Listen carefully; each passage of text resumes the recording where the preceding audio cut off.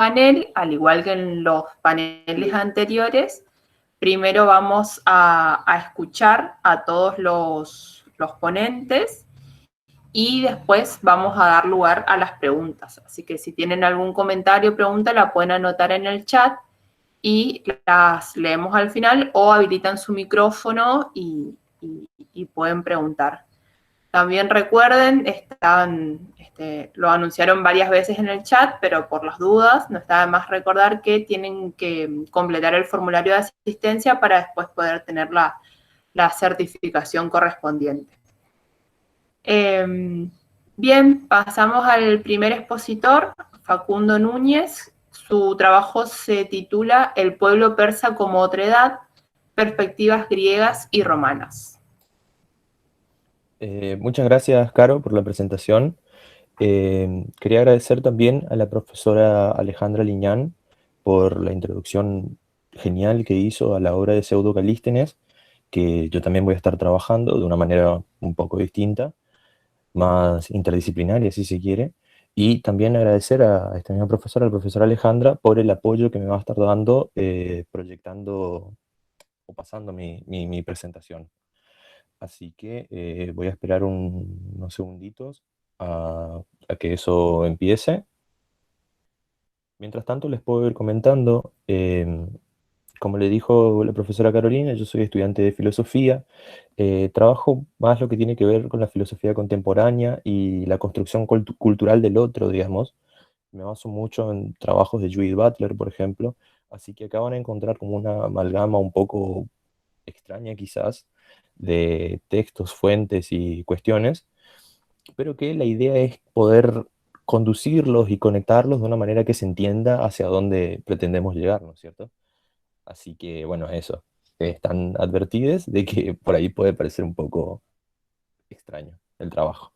Bueno, ahí está el título, con una pequeña corrección que hice, lo de aproximación a las perspectivas griegas y romanas, para que no suene como muy pretencioso tampoco. El pueblo persa como otra edad, aproximación a las perspectivas griegas y romanas. Bien. Si podemos pasar a la primera diapositiva, profe, por favor. En el marco institucional de la beca EBC-SIN, de la que les hablaba la profesora Carolina, esta investigación pretende indagar acerca de la tensión que vincula al pueblo griego con el persa, en particular en lo que hace a los enfrentamientos entre Alejandro y Darío III, y comprobar si en el traslado y apropiación cultural llevado a cabo por los romanos también se introdujo esta noción de enfrentamiento casi ontológico. Es decir, si recuerdan lo que dijo la profesora Alejandro y más temprano respecto a Pseudo Calístenes, él escribe en el siglo III, esto lo vamos a ver más adelante. Es decir, está hablando casi 600 años después de las hazañas de Alejandro. Ya estamos en un contexto de producción completamente distinto y lo que me interesa a mí es ver si esta construcción cultural que se hace del otro, esta performatividad, digamos, del otro persa, las preguntas de acá, ¿no es cierto? ¿Se traslada esto a Roma? ¿Es el pueblo persa considerado bárbaro para los romanos? A partir de estos elementos, ¿sería posible pensar el éxito de la novela de Alejandro como un interés renovado por esta oposición? Pero hay que tener en cuenta ese elemento. La novela de Alejandro o Vida de hazaña de Alejandro el Macedonio es una obra es la segunda obra después de la Biblia más traducida hasta el Renacimiento y de mayor extensión. Es decir, tiene un éxito muy importante esta obra. Ahora la cuestión que me interesa a mí trabajar, ¿no es cierto?, es un porqué. Pero antes de eso, esta investigación, esta exposición que voy a hacer ahora es como una especie de a priori, si se quiere, a la investigación per se, digamos. El a priori de pensar en el persa como bárbaro para los romanos. Pasamos a la siguiente diapositiva, por favor, profe. Acá esto es lo que les decía, ¿no es cierto?, de la construcción performativa. Entendemos por este proceso la estilización en el tiempo, perdón, de determinadas fórmulas enunciativas. Este proceso iterativo naturaliza dichas fórmulas y les otorga un peso específico en la conformación de la realidad. Esta concepción es tomada de los trabajos de Judith Butler, quien en el prefacio de 1999 al Género en Disputa afirma que las categorías que ella desarrolla para pensar la diferenciación sexogenéricas también pueden utilizarse para pensar otras marcas que pesan sobre la construcción de la identidad. Por ejemplo, la caracterización del pueblo o una etnia. Es decir, sobre los cuerpos hay muchas marcas, digamos, y todas estas marcas de acuerdo a la perspectiva de Judy Butler, la perspectiva que yo trato de recuperar, responden a una construcción cultural a partir de una iteración en el tiempo de determinadas fórmulas. Eso es lo que voy a intentar mostrarles ahora. Eh, Bien, fíjense, acá hicimos un salto astronómico, digamos. Heródoto y la búsqueda del origen del enfrentamiento. En el premio a su historia, el autor nos refiere: Heródoto de Halicarnaso presenta aquí los resultados de su investigación para que el tiempo no abata el recuerdo de las acciones humanas y que las grandes empresas acometidas, ya sea por los griegos, ya sea por los bárbaros, no caigan en olvido. Da también razón del conflicto que enfrentó a estos dos pueblos. Tenemos en este texto entonces un interés por mostrar el origen del enfrentamiento entre estos dos pueblos, y para tal punto recurre a narrar historias que reflejan las opiniones de ambos pueblos. En un principio habla de la opinión de los persas, a los cuales se refiere a una serie de raptos, en principio de las princesas Io, Europa y Medea, que habrían inspirado a París al secuestro de Helena, lo cual a su vez motivó la primera expedición militar de Occidente contra Oriente. Agrega Heródoto que en opinión de los persas, digamos, el hecho de estos raptos no justifica una acción militar. Hay una cuestión interesante que se podría recuperar después en otro momento, ¿no es cierto? Pero bueno, acá lo que está planteando básicamente es que los primeros que avanzaron militarmente fueron los griegos sobre los troyanos por el rapto de Helena, digamos. Heródoto después refiere, eh, mostrando la perspectiva griega, si se quiere, que el primero en llevar a cabo acciones militares e invadir territorio griego en Asia Menor fue Creso, rey libio, quien a su vez es posteriormente derrotado por Ciro II, rey persa y fundador del Imperio Aqueménida. Esto es muy interesante a su vez porque es la zona que conquista Ciro, la zona de Asia Menor, de Jonia, la que va a iniciar los levantamientos que van a llevar a las posteriores guerras médicas.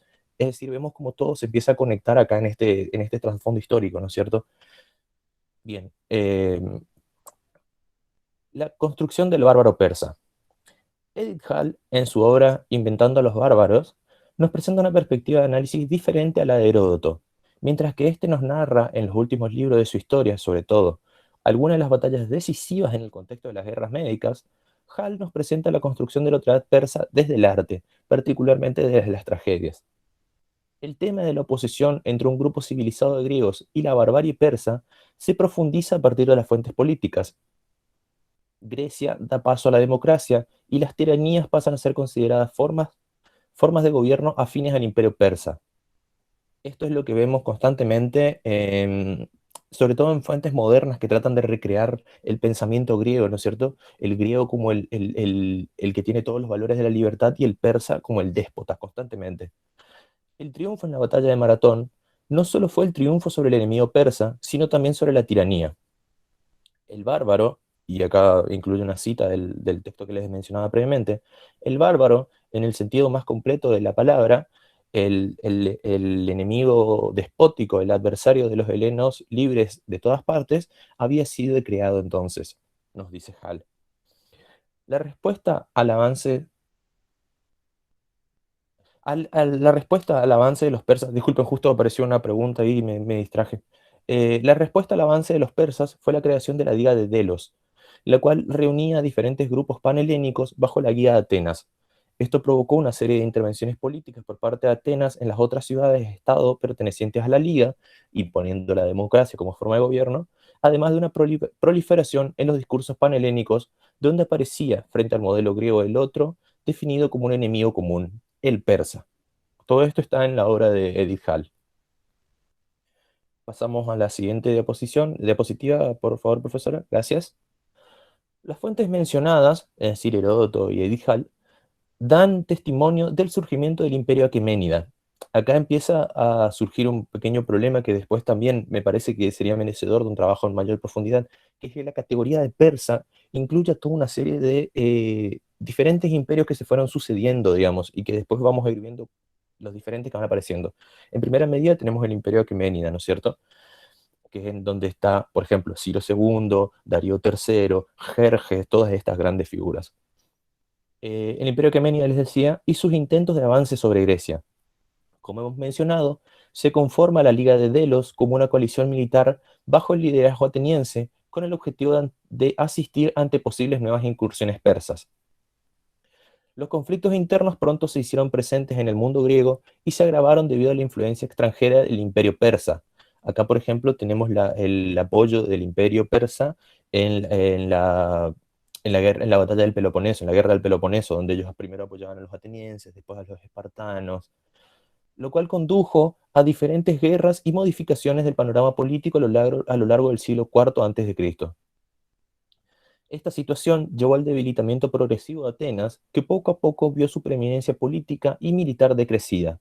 Finalmente, luego de la batalla de Queronea, Macedonia, que previamente había estado bajo el control persa, tomará el lugar otrora ocupado por Atenas, es decir, como esa principal fuente, sobre todo militar, pensémoslo, griega.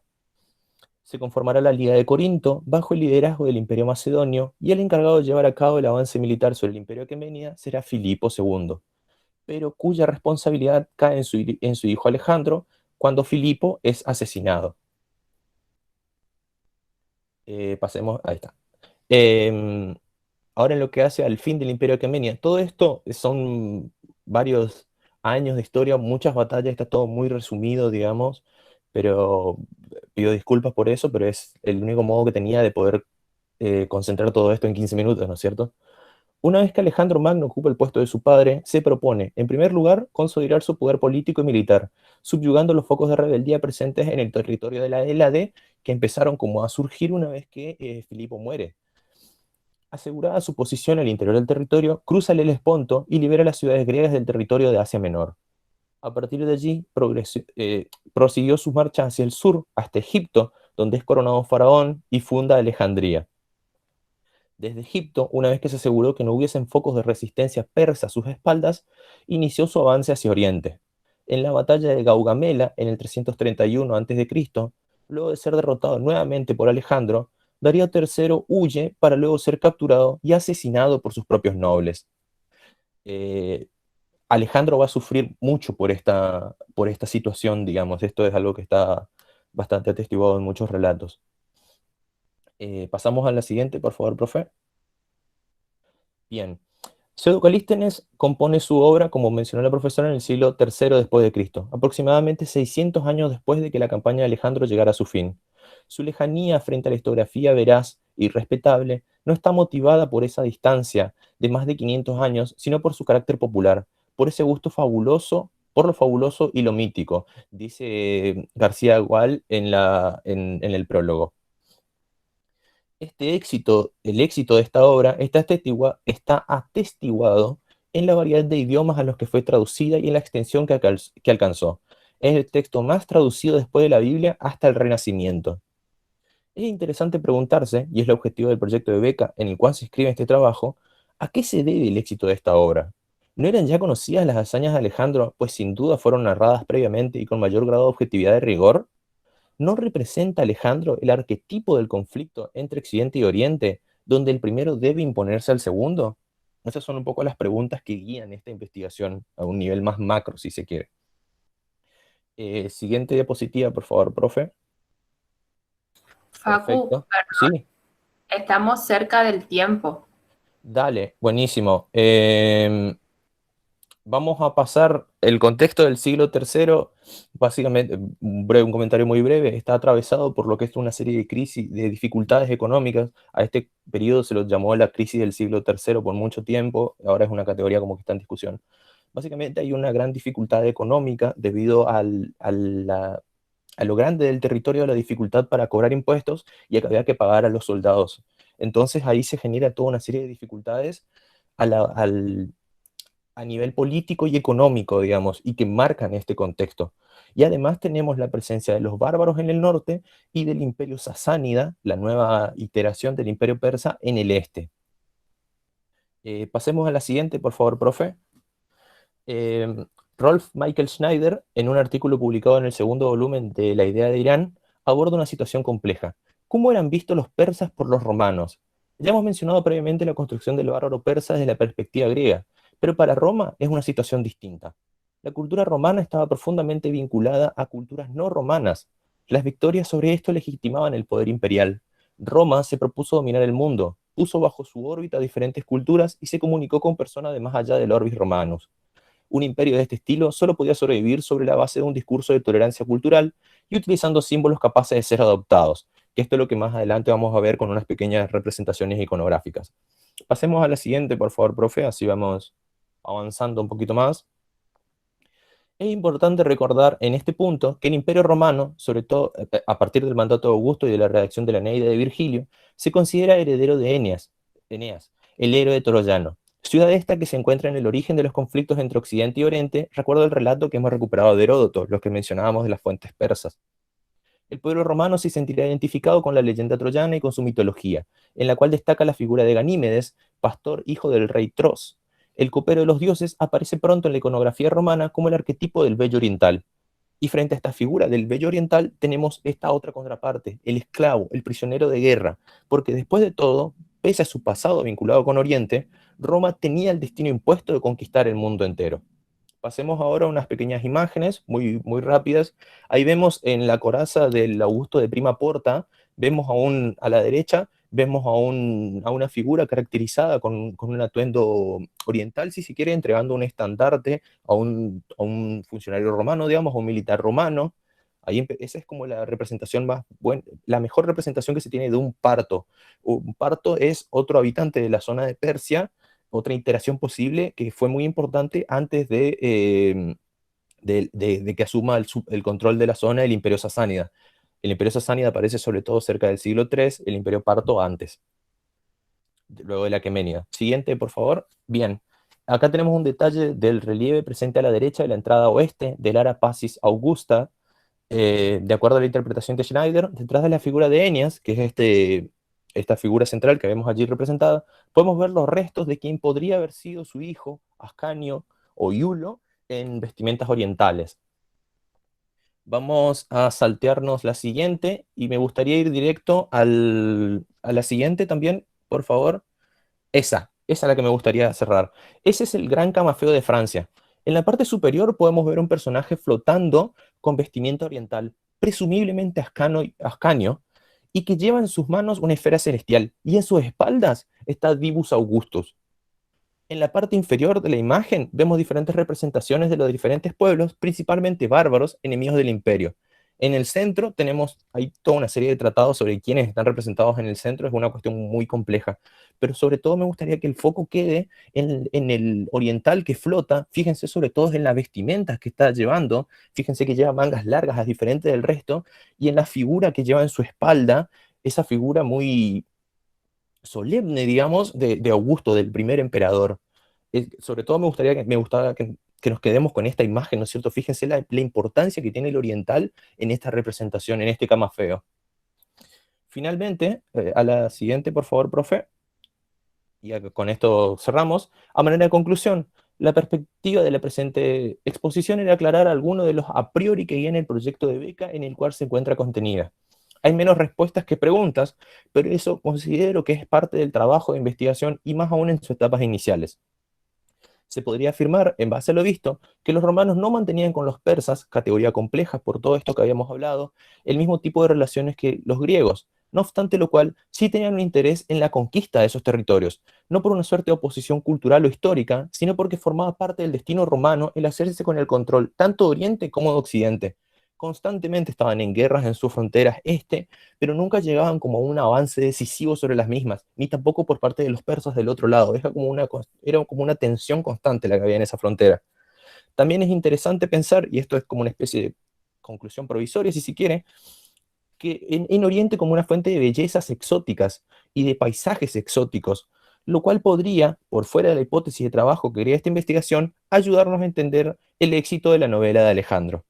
Eso sería todo. Muchas gracias y disculpen por la extensión de la exposición. Muy bien, Facu, muchas gracias. Ahora vamos a escuchar a Fernando Ruchesi con el trabajo titulado Entre estereotipos y decisiones políticas, las imágenes de los bárbaros entre los siglos IV y V. Bueno, muchas gracias, Carolina. Me avisan, por favor, si se me escucha bien.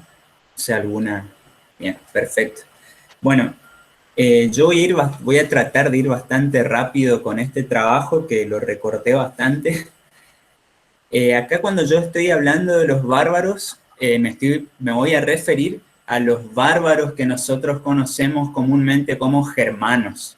Pero yo no, o sea, actualmente hay también varias discusiones, teorías, sobre todo del academicismo británico, por ejemplo, que prefieren dejar de utilizar el término germano porque no hay evidencia de que estos germanos se hayan considerado a sí mismos como germanos. Entonces les llaman bárbaros y aclaran, ¿no? Pero bueno, hecha esa salvedad, voy a ir presentando también un PowerPoint muy, muy breve, que tiene nada más que algunos ejemplos de los que voy a mencionar. Bien. Yo me voy a centrar en 3 casos concretos, ¿sí?, que aparecen en nuestras fuentes que tratan los acontecimientos de los siglos 4 y 5, ¿sí?, que son básicamente las descripciones sobre la invasión de Radagaiso, las caracterizaciones sobre los visigodos y las caracterizaciones sobre los llamados godos de Tracia, ¿sí? Voy a utilizar fragmentos de la obra de Orocio, las obras de Sócrates, Sosomeno y Prisco, entre otros autores. Bueno, este caso de la invasión de Radagaiso es uno que está, digamos, analizado en varias de las fuentes del período. Y estas fuentes, estos autores utilizan efectivamente el término bárbaro de manera frecuente para caracterizar, digamos, a los protagonistas de esta invasión que tuvo lugar en Italia alrededor del 405. Peter Heather nos va a decir que este Radagaiso y sus seguidores godos habrían estado huyendo de las circunstancias que estaban teniendo lugar al norte del Danubio, es decir, el reacomodamiento de las jerarquías no romanas que tuvieron lugar con la llegada y expansión de los hunos. Es la teoría, ¿no?, que dice que con la llegada de los hunos van empujando, por decirlo de alguna manera, a todos estos otros pueblos bárbaros germánicos, y por eso muchos de ellos van pidiendo asilo para ingresar y establecerse en el Imperio Romano, ¿sí? Es la teoría de la bola de billar, lo llaman así. Zósimo afirma que una vez que las noticias sobre la invasión de Radagaiso llegaron a la corte de Occidente, Estilicón, que era el Magister Utriusque Militiae, algo así como el general a cargo de Occidente, en el Imperio Romano, Estilicón preparó una gran fuerza para detener a Radagaiso, fuerza que a su vez estaba compuesta por alanos y hunos, ¿sí? Zósimo menciona, además, que cuando Estilicón finalizó los preparativos de su ejército, cruzó el Danubio y, cito, cayendo sobre los bárbaros sin advertencia, destruyó completamente su fuerza entera. Apenas si escapó alguno, excepto por unos pocos que él aceptó como auxiliares, ¿sí? El término es simagía, en griego, para denotar, digamos, este carácter de auxiliares. Y en latín el equivalente es más o menos el de foederatis, o federados, ¿sí? Si tenemos en cuenta que esta categoría de auxiliares hacía referencia por lo general a soldados bárbaros al servicio de los romanos a partir de la celebración de un contrato o foedus, podríamos afirmar que, de acuerdo con la versión de Zósimo, Estilicón enroló a algunos de los supervivientes de esta batalla en el ejército romano occidental.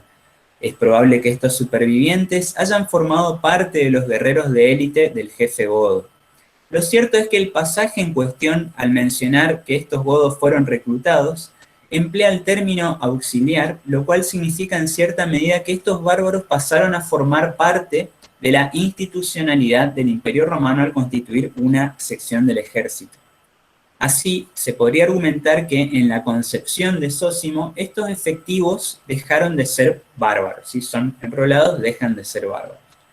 Pablo Orocio, escribiendo con una relativa proximidad temporal a estos hechos, calificó a este contingente como escita y pagano. Sí, escita es este término muy antiguo que ya aparece en la obra de Heródoto, ¿sí?, y que un montón de otros autores posteriores lo toman y lo siguen utilizando como sustituto a godo o a bárbaro también, escita. Lo califica al contingente como escita y pagano y además los hace partícipe de ciertas costumbres bárbaras. Orosio especifica en otro fragmento de su historia contra los paganos que no hubo enfrentamiento alguno entre las fuerzas, ya que Radagaiso huyó atemorizado.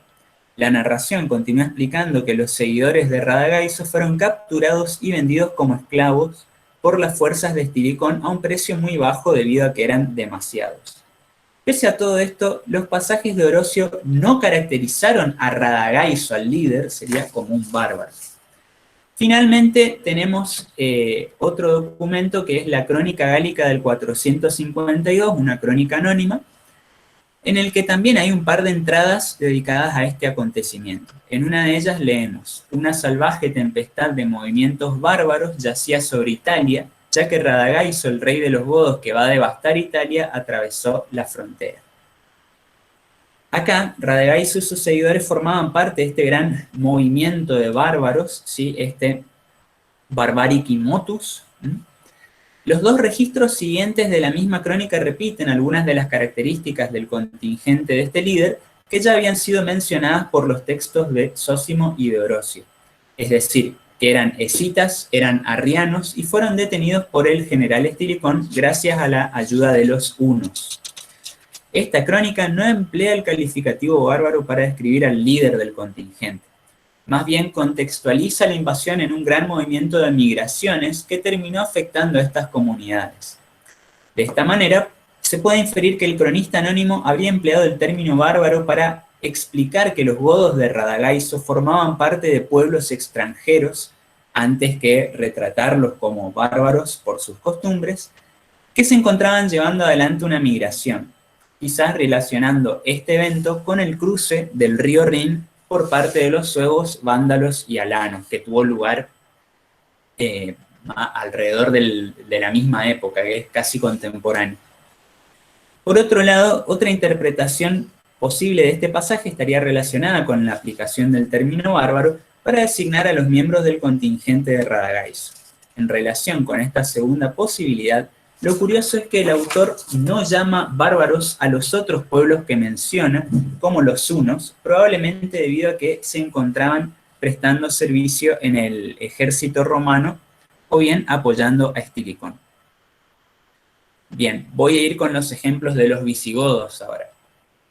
Los visigodos establecieron varios acuerdos con diferentes líderes romanos cuando ellos eran liderados por Alarico, ¿sí? Ya fueran acuerdos con líderes romanos de la rama civil, como el prefectus del pretorio Rufino, o con líderes militares como el ya citado general Estiricón.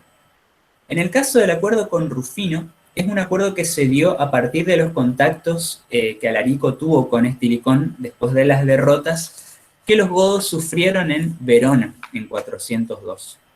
Después de eso, Alarico logró consolidar una posición en la jerarquía militar romana durante algunos años. Algunos documentos mencionan que se convirtió en un aliado de los romanos alrededor del 405, el mismo año de la invasión de Radagaiso. El historiador eclesiástico Sosomeno describe parte de estas relaciones entre Estiricón y Alarico, afirmando que Estiricón convenció al emperador Honorio de que designara a Alarico para un cargo militar, probablemente el del conde de Iliria, Comes Ilírici. En este pasaje, Sosomeno califica como bárbaros a los soldados que se encontraban al mando de Estiricón, utilizando frases como, cito, tenía bajo su influencia la soldadesca romana y bárbara, y al lugar del que procedía Alarico, como, cito, marchó a la cabeza de sus tropas desde las regiones bárbaras que bordeaban Dalmacia y Panonia, ¿sí? Los Balcanes en la actualidad, básicamente. Uno de los acontecimientos que trata la mayoría de las fuentes en relación con los visigodos de Alarico es el del saqueo de Roma del 410. Olimpiodoro de Tebas, por ejemplo, señala que Alarico saqueó Roma debido al acuerdo que el imperio estableció con Saro, otro líder godo que era un rival de Alarico. y a causa de la ejecución del general Estilicón, quien fuese el aliado de Alarico. Olimpiodoro caracteriza al mencionado Alarico como líder tribal de los godos, o jefe tribal, ¿sí? Si podemos traducir así al español filarjós, y no utiliza adjetivos despectivos para referirse a él o a sus huestes. Los historiadores eclesiásticos Sócrates, Sosomeno y Orocio también analizaron este suceso. En el caso de Sócrates, el autor presenta tanto a Alarico como a sus hombres como bárbaros, especificando además que Alarico había sido un aliado de los romanos. Sosomeno solo califica como bárbaros a los soldados al mando de Alarico, pero no a su líder, pese a que incluso describe parte del saqueo de la ciudad. Finalmente, Orocio califica como bárbaros en muchas ocasiones a las fuerzas de Alarico, pero no al caudillo mismo. A lo largo de todo ese capítulo, Orocio intercambia los adjetivos godo y bárbaro para referirse a los visigodos, término que no utiliza para caracterizar de manera negativa al contingente, pese a las acciones que llevaron a cabo, es decir, al saqueo de Roma. Piensen que Orocio era fue un contemporáneo del saqueo de Roma, pero él no estaba en Roma, estaba en otro, él escribió desde otro lugar, sí, él estuvo vinculado a Hispania. Por otra parte, la crónica de Idacio, que es una fuente también redactada en Hispania, pero un poco posterior, desde el siglo V, la crónica de Idacio describe brevemente este suceso, pero tampoco presenta como bárbaros a Alarico o a sus seguidores, ni los caracteriza con connotaciones negativas. Por el contrario, Idacio sí califica como bárbaros y destructores a los suevos, vándalos y alanos que habían ingresado a la península ibérica. Otras crónicas, como la de Próspero, solo utilizan el adjetivo goti al referirse a Alarico y sus huestes, siempre en relación con el saqueo de Roma. Lo mismo ocurre con la crónica gálica del 452. ¿Sí? Finalmente, la misma Roma, cabeza del mundo, fue vulnerada por el saqueo de los godos. Por último, contamos con la narración que hace Zósimo de este evento. Se trata del único testimonio conservado en el que el autor califica como bárbaro a Alarico, como así también a sus seguidores. Más allá de eso, este historiador nos brinda detalles sobre todas las negociaciones que tuvieron lugar entre las autoridades romanas y el jefe citado para detener el asedio y el saqueo de la urbe. Y bueno, voy a ir al último, ¿sí? Perdón, no, ya estamos en el tiempo. Bueno. Voy a cerrar entonces con las conclusiones.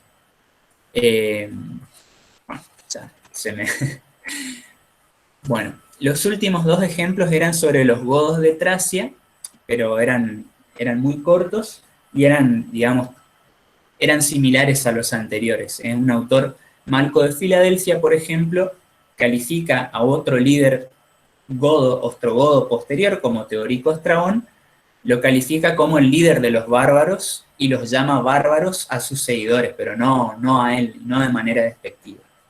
Bien. Paso rápido a las conclusiones. Dependiendo del contexto, a lo largo del siglo V, todo aquello que se encontraba fuera de la esfera castrense o se le oponía, solía ser denominado como bárbaro. Esto se debía a que el ejército romano era la institución más visible durante los últimos siglos del Imperio de Occidente, aunque esta institución también estuviera formada por contingentes de soldados bárbaros. Así, lo militar pasa a ser una instancia de clasificación ya desde fines del siglo IV, idea que se consolidó también durante el siglo V. El término bárbaro, entonces, está vinculado al ámbito militar y sirve para designar grandes grupos de soldados no romanos que se encontraban al mando de un oficial, ya sea romano o no, ¿sí? El proceso de integración y cambio en las ascripciones identitarias de muchos de estos jefes tuvo una gran importancia en la percepción del otro en esos siglos, ¿sí? Es decir, si bien, como dije hoy, no nos llegaron testimonios acerca de la idea de que estos personajes se considerasen a sí mismos como bárbaros o como godos, por ejemplo, a partir de un análisis prosopográfico podemos saber, ¿sí?, que muchos de ellos no venían de familias romanas. Entonces, a partir de las teorías de Barth sobre las fronteras culturales, nosotros podemos argumentar que muchos de estos bárbaros se habrían sentido atraídos hacia la cultura romana gracias al contacto que tuvieron con ella, ¿sí?, por las carreras ascendentes en el ejército sobre todo. Y con el paso del tiempo muchos de estos personajes se habrían terminado identificando más con el mundo romano que con, digamos, sus hogares de origen. Bien, los textos no presentan, y ya con esto cierro, no presentan manifestaciones adversas hacia el accionar de estos militares bárbaros, ¿sí? Pese a que los escritores del mundo mediterráneo solían expresar sus opiniones negativas sin importar las circunstancias. Sin embargo, esta percepción negativa, esta peyorativa, sí surgía cuando alguno de estos grupos o líderes bárbaros intentaban llevar a cabo acciones en contra del imperio o en su propio beneficio, ¿sí? Como, bueno, estos episodios, la revuelta, y aparte la revuelta de Trigildo y Gainas, la invasión de Radagaiso, etc. Cuando esto ocurría, ahí sí cambiaba la matriz de pensamiento de la época, y el bárbaro, que o no era caracterizado de manera peyorativa, digamos, sí pasaba a ser caracterizado de esa manera, de una manera negativa. Así que bueno, todo esto, toda esta presentación literaria de los bárbaros respondía a las intencionalidades específicas de los autores de las obras, que es lo que siempre decimos, ¿sí? Y esto respondía también a criterios ideológicos, ¿sí? Sobre todo el mito de la victoria eterna de Roma, ¿sí? Que siempre tenía que utilizar, siempre tenía que crear a este otro, al cual podía derrotar o utilizar a su antojo. Bueno, les agradezco mucho y les ruego me disculpen si fui muy rápido y si me extendí con el tiempo. Excelente, Fer, muchas gracias. No, re bien con el tiempo. Bueno, y ahora le damos la palabra a Nicolás Vallejo Zacarías, que es nuestro último expositor en este panel, y su trabajo se titula La visión del otro de Administrando Imperio de Constantino VII. Bueno, muchas gracias, Carolina. Buenas tardes a todos y todas. Mi idea era presentar de manera lo más sucinta posible una serie de cuestiones que destaqué a la hora de trabajar este particular documento del siglo X, que es el de Administrando Imperio o sobre la administración del imperio. En principio cabe decir que la autoría de la obra, a la cual tradicionalmente se le ha otorgado al emperador Constantino VII de la dinastía macedónica, ha sido un tanto debatido últimamente, ya que, por ejemplo, James Howard Johnson, quien conocido gran especialista del trabajo con este manuscrito en particular, se la suele aplicar más a su padre, León VI, ya para comienzos del siglo X, debido a cierta evidencia interna del manuscrito que llevaría a pensar que hay ciertas partes las cuales se terminaron de escribir hacia el 910. Pero por lo general se le suele aplicar o se suele asumir que este texto forma parte de un ambiente intelectual particular de mediados del siglo X, que tiene algunas características particulares que vamos a ver.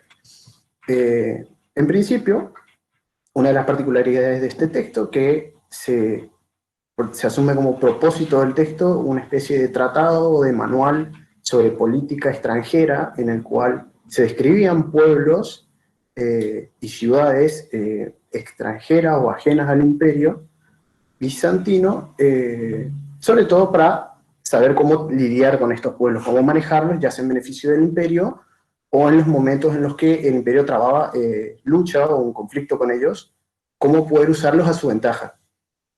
Sobre todo pensado para que le sirva al sucesor, hijo de Constantino VII, Romano II.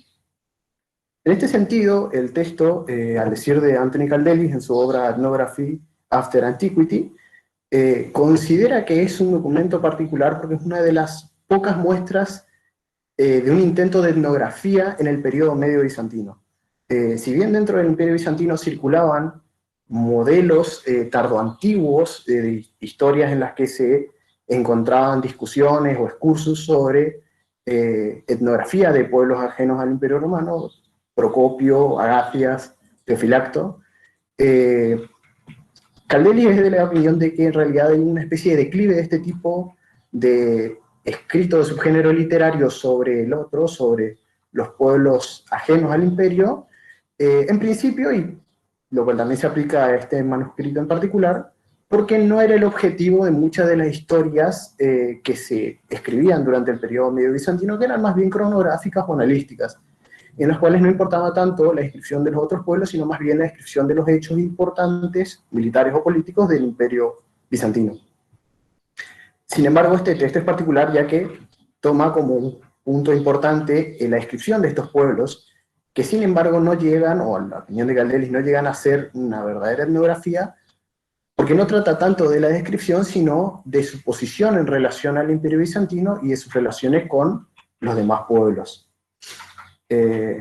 Sin embargo, hay una serie de temas que son importantes a destacar a la hora de hablar de estos pueblos, a los cuales se les otorgan muchos nombres, muchos términos que designan una especie de homogeneidad entre estos pueblos en los que no necesariamente existía tal homogeneidad. Un ejemplo es que el autor o el emperador Constantino VII utilizaba mucho el término etnos, en un sentido para hablar de naciones, la nación de los pecheneos, etnon Patzinekitai, etnon Serblon, la nación de los serbios, pero le otorgaba esta idea de nación en un sentido más bien veterotestamentario o tomado del Antiguo Testamento, en el cual se los reconocía como naciones, pero también como extranjeros y como infieles, es decir, ajenos a la verdadera fe cristiana, ortodoxa, que profesaba el imperio. Otros términos utilizados para hablar de estos pueblos era genos, como tribu, también se lo ocupaba como familia, como clan, raza o linaje, es el término más amplio a la hora de hablar de estas entidades entendidas como tribus. También se utilizaban términos como homofilos o alofilos, que en el caso de alofilos, y quien hizo la traducción más completa hasta ahora, la edición crítica del manuscrito traducido del inglés, Gyula Moravsky, Romilly Jenkins, consideran que alofilos se refiere más a pueblos, pero más con un sentido de extranjero, de extraño para el imperio. Y también se ocupaba el término laos, en este sentido, más para hablar de la gente común, de conjunto de personas que no destacaban, a diferencia de aquellos que son normalmente nombrados dentro del tratado y que parece ser que le dan más la entidad de etnos.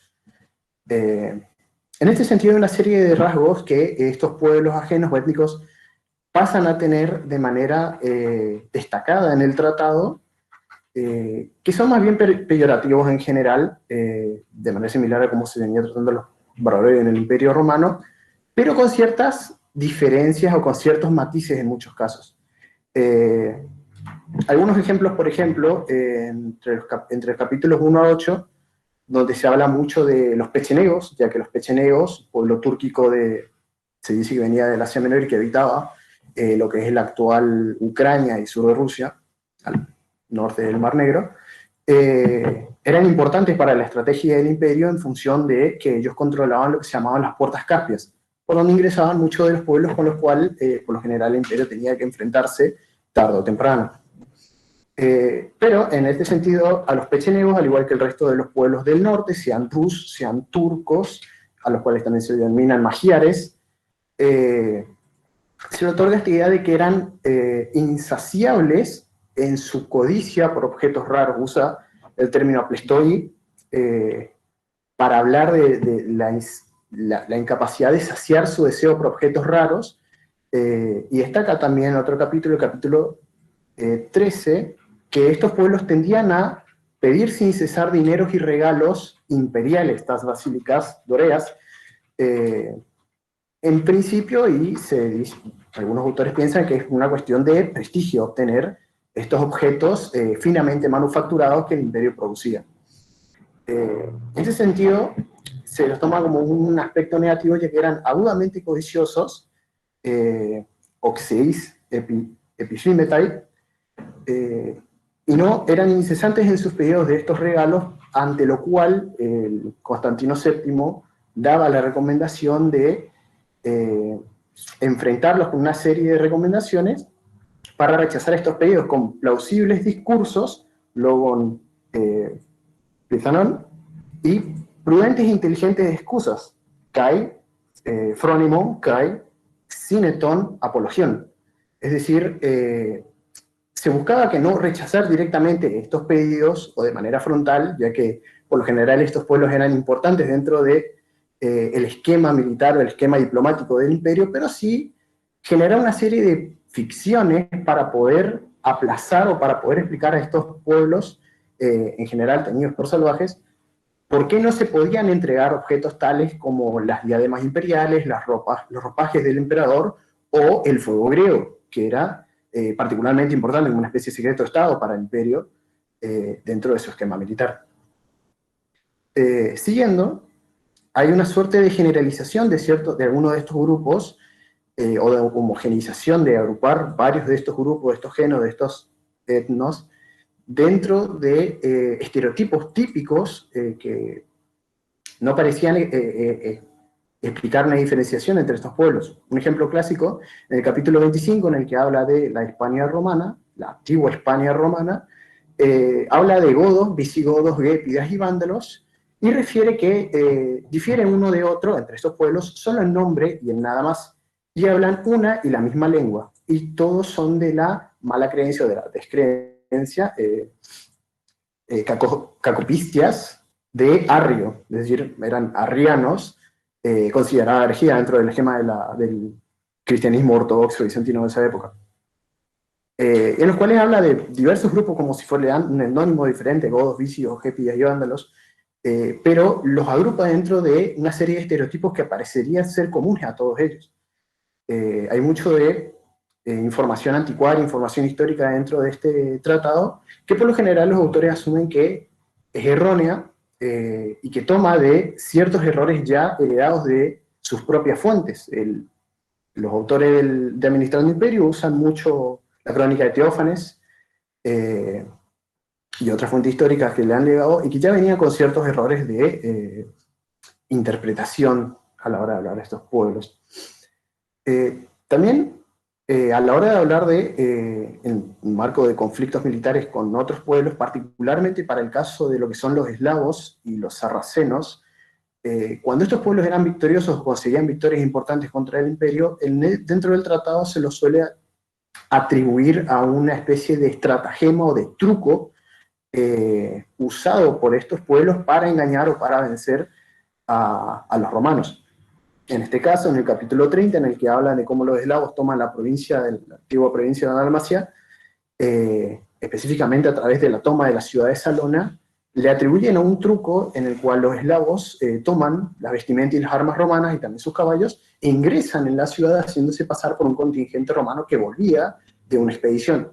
De esa manera no hay una batalla en la cual se asuma una lucha necesariamente en el cual se destaque este pueblo como un logro militar, sino más bien una estratagema por la cual logran engañar a los romanos y así vencerles. Posteriormente la ciudad es pasada a cuchillo y los eslavos pasan a colonizar toda esa zona a modo de explicación para el receptor de esta obra de por qué los eslavos, estos grupos eslavos, vivían en esa zona. Sin embargo, también hay otras explicaciones por las cuales grupos específicos a los cuales se le atribuye un etnónimo particular, y en este caso son los croatas, los croatoi, y los serbios, en los cuales se da un relato, que algunos autores consideran directamente ficticio, por los cuales estos pueblos ya habían ingresado en la península balcánica, atravesado el Danubio en época de Heraclio, y se habían evangelizado ya en esa época a instancias del mismo Heraclio. Cabe destacar que en estos casos el autor sí da una explicación del etnónimo que le aplica a estos pueblos. Ellos hablan de los serbion, y se le otorga su etnónimo en función de su similitud con la palabra servus, en latín, y por eso los llaman los esclavos, los siervos. Y se destaca siempre que esto es siervos en relación al imperio, porque vinieron o llegaron a instancias del emperador Heraclio. Y bueno, para concluir esta relación, todos estos pueblos que son tratados en Administrando Imperio entraban de alguna manera en contacto con el imperio y en muchos casos son las mismas fuentes devenidas de estos pueblos a través de agentes imperiales o a través de nativos que entraban en contacto con estos agentes imperiales, devienen algunos de estos relatos o algunos de estas historias que llegan a Constantinopla y van a formar parte de esta especie de compilación que es de Administrando Imperio. Sin embargo, muchas de sus visiones son típicamente estereotipadas y matizan, aunque en general estos casos son siempre hablando del extranjero, de los etné, digamos, de manera peyorativa. Sí hay una especie de diferencia o de matización en cuanto a qué tan peyorativa es esa relación. Un ejemplo claro, una de las cosas que se le evita o se trata de evitar en relación con estos etnias, sobre todo con los pueblos del norte, es el casamiento con una princesa bizantina. Sin embargo, en el tratado específicamente dice que si llegaran a decir que el pueblo de los francos o el rey de los francos, Arcontes Fraian, llegaran a explicar que los francos sí tenían o sí podían casarse con princesas bizantinas y a citar casos, ellos dijeran, pero los francos son un pueblo noble y valiente, en razón de lo cual sí se le permite a ellos, por su particular estatus, a ojos bizantinos, poder desposar a una princesa bizantina. Por lo cual, los francos, que también son extranjeros, ocupan un lugar diferente que el resto de los pueblos, específicamente los del norte, que son más considerados salvajes. Y en otras fuentes o en otros trabajos de historiadores bizantinos, de hecho, la relación entre francos y, por ejemplo, los búlgaros es diferente. Los búlgaros son siempre tomados como salvajes, como sucios, incluso más allá luego de su cristianización y luego de que pasaran a tener la misma fe que los bizantinos, se seguía considerándolos de manera peyorativa, punto tal, y en este término, un viajero del siglo XII, Gregorios Antiochos, habla del país de los búlgaros y destaca que estaba como lleno de animales, o a las personas se le aplicaba una especie de animalidad interna o rasgos de animales, con lo cual se habla por lo general de como si no hubiera personas, como se le aplicara siempre un rasgo de animalidad a los búlgaros, independientemente de que, de hecho, sean cristianos, igual que los bizantinos, y de hecho estén dentro de muchos de los marcos normativos y culturales de los bizantinos apropiados a través de ellos. Y eso es todo. Gracias por su atención. Muy bien, muchas gracias, Nicolás, por tu exposición. Bueno, ahora habilitamos el espacio para preguntas o comentarios a los expositores o entre los expositores. Acá en el chat hay 3 comentarios. Uno es de Álvaro Vázquez Cabrera. Sí, que dice, magníficas ponencias en el día de hoy, al igual que todas las de ayer, debo dejarles, tengo otro compromiso, y nos manda un saludo. Después Juan Carlos Olivera Delgado dice, he de decir que he leído el artículo del profesor Ruchesi, mi tesis versa sobre arquitectura visigoda en el sur de España. Y también dice que tenía muchas más afirmaciones, más que preguntas, pero se va a poner en contacto con el profesor Ruchesi, que le encantó la presentación. Y Emanuel dice, para Fernando, antes que nada agradecer tu predisposición de síntesis y comunicación del trabajo. Una pregunta, ¿considerarías que Amiano Marcelino, otro autor del doble discurso del bárbaro dentro de los autores mencionados, lo traigo al caso por su descripción diferenciada entre unos y demás bárbaros en los últimos libros? Y Emilia dice, excelente, felicitaciones. Le respondo brevemente a Manuel, sí, desde ya, o sea, Amiano Marcelino, sí, yo no lo tomé ahora para este trabajo, pero sí, o sea, él también fue un militar romano, él es de origen griego, pero escribió en latín, tiene hay un pasaje donde aclara eso, que él es griego, pero escribió en latín. Y sí, él justamente describe un montón de estas conspiraciones y, digamos, las distintas campañas militares de varios emperadores. Amiano también era ferviente partidario de la fe pagana, digamos, estaba en contra de los emperadores cristianos, y entonces, obviamente, cada vez que se reclutaba bárbaros, cada vez que un emperador cristiano reclutaba bárbaros, digamos, él criticaba eso, y él obviamente estaba en contra del uso militar de los bárbaros, ¿no? O sea, ahora no recuerdo bien, pero hay también un episodio incluso en el que hubo un pógromo, digamos, y contra varios de estos bárbaros en una ciudad, y él como que celebra eso, de qué bien que tomaron parte. Bueno. Pero sí, es otro de estos historiadores, se les llama los historiadores clasicistas del Imperio Romano tardío, muchas veces se los califica así, Amiano, Unapio de Sardes, Zósimo, que es más tardío con la historia Noa, Olimpiodoro de Tebas, Malco de Filadelfia, Prisco de Panio, son estos que todos toman, algunos ya son cristianos, algunos de estos historiadores, pero escriben todavía tratan de ceñirse lo más posible a esa tradición de Tucídides, digamos, de Heródoto y de Tucídides, ¿sí? de escribir la historia de esa manera, ¿no? Y con todos estos estereotipos y todos estos antiguos adjetivos como escitas, digamos, y que es un poco también lo que decía Nicolás, que emplean estos términos paraguas, por decirlo así, que todos estos grupos eran iguales, o sea, hablaban la misma lengua, tenían ese modus operandi, por decirlo así. Pero bueno, trato de no irme por las ramas.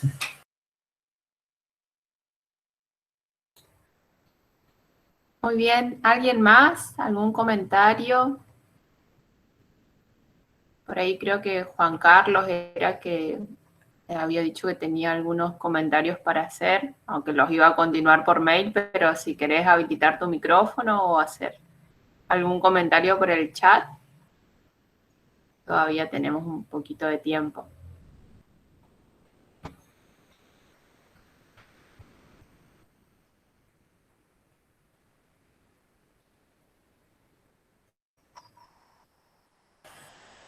Un pequeño comentario para Nicolás, me quedé pensando, pero no estoy seguro, con esto de por qué a los francos no los caracterizaban, o los caracterizaban como pueblo noble, etc. ¿Será porque se convirtieron antes al cristianismo y porque afirmaron su autoridad, digamos, una cuestión así? Parecería ser que va más por el lado de la autoridad.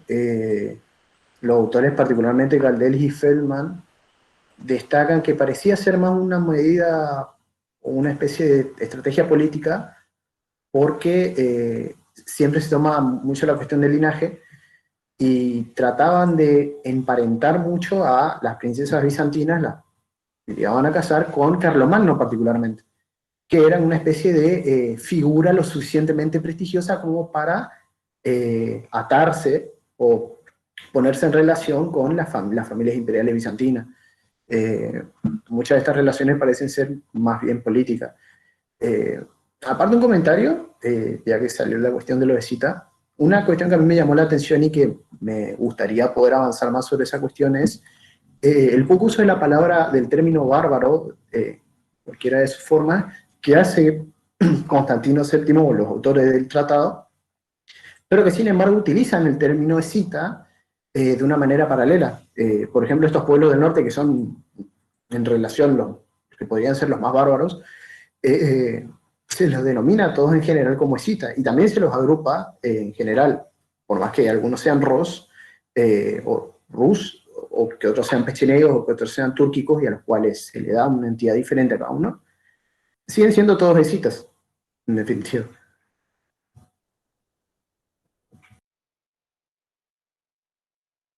Perfecto. Bien, tenemos un comentario en el chat. Bueno, Juan Carlos dice, me gustaría comentar que la visión del visigodo en España ha sido denostada hasta principios del siglo XX, hasta que la dictadura de Franco, por agraciar con Hitler, ensalzó el pasado germánico de España. Hemos tenido esa carencia en los estudios de los visigodos hasta hoy.